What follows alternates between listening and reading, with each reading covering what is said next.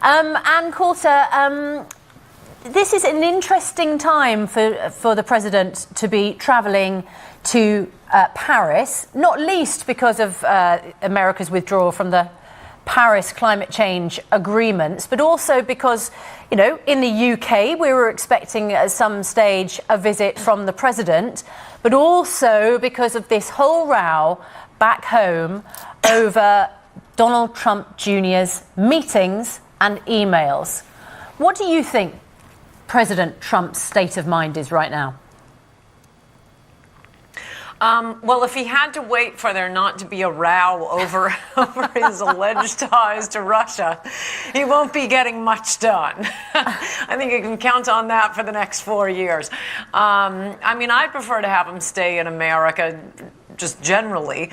That was a big part of what was so appealing about his campaign. I know a lot of other countries aren't wild about America intervening and dropping bombs on them. Well, Americans are getting a little tired of it, too. When we wanted a president who would concentrate on America's problems. We need a little me time, but at least it's not Saudi Arabia. At least it's not the Middle East. It's France. It's a nice European ally.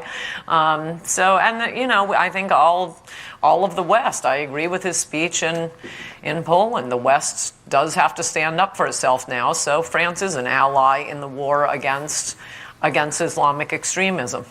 I think we see what was going on here. I mean, everyone has known sort of disreputable publicists who oversell something and, I'm close friends with the president of Russia, and here somebody wants to meet me. I mean, the whole thing was such nonsense. I think the story is perfectly believable. Of course, somebody says they have information about your opponent in a campaign. Of course you want to hear what it is. Well, I mean, we already knew except if it comes from Russia, Max Zilber. Max Zilber, come in. If it comes from Russia, presumably the first thing you'd do is you'd call the authorities. No. Right, especially because this wasn't just information from Russia. This was information that Goldstone said was a part of the Russian government's support for Mr. Trump and his campaign. I should also mention, as far as whether or not Donald Trump knew that Donald Jr. was having this meeting, whether or not he did, his campaign manager, Paul Manafort, who, by the way, took $10 million per year on a contract to advance Putin's interests for a Russian oligarch, was in that meeting. His son-in-law, Jared Kushner, who, as best we can tell, runs the federal government now, was in that meeting. I mean, this was not just Donald Trump Jr. in a Starbucks somewhere. This was a floor below where Donald Trump worked. He may not have known, but people high up enough in his campaign to be proxies for him did know about the meeting. So, Mac, how far do you think this will go? Because I think you've said in the past you think someone's going to end up in handcuffs over this. Absolutely. It's against the law to accept items of value, whether money or information, from a foreign national or foreign government.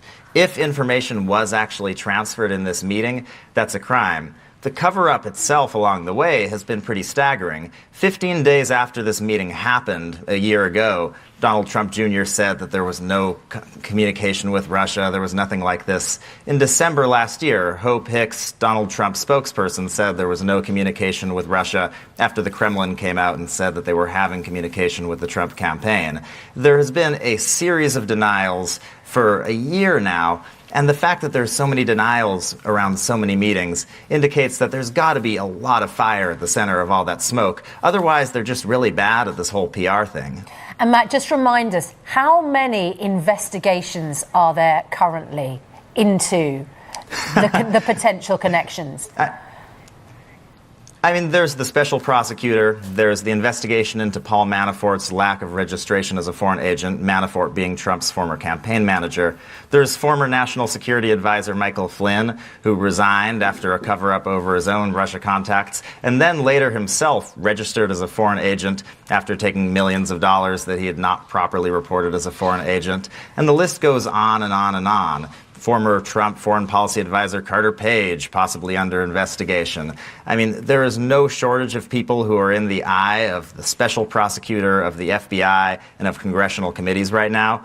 And the latest we heard today is that Jared Kushner is now being investigated for potentially having his digital operation that he helped push for the Trump campaign, which was pivotal in helping the campaign win, coordinate with Russian entities and essentially where to target a lot of their fake news sites. Now, there's no evidence that that is the case, but it's being investigated now, and it'll be interesting to see what comes out of it. That's a lot of investigations.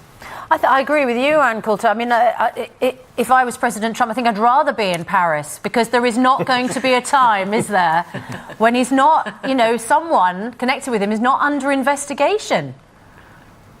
Well, at the moment, the only one in the White House is Jared Kushner, his son-in-law. And as I said, I think it's a very bad idea to have your relatives working in the White House with you. And so if Jared has to go, I'm not going to be sorry about that. He's also the only one, this is crazy, that any crime has been committed. The only potential crime, and, he'd probably get an administrative sanction, is that he filled out his security clearance form and neglected to mention several meetings with Russians. This is about the third one now. I actually think the more concerning one, and again, I don't think it's leading to handcuffs, is a meeting Jared Kushner had with a Russian banker for the Bank of Russia.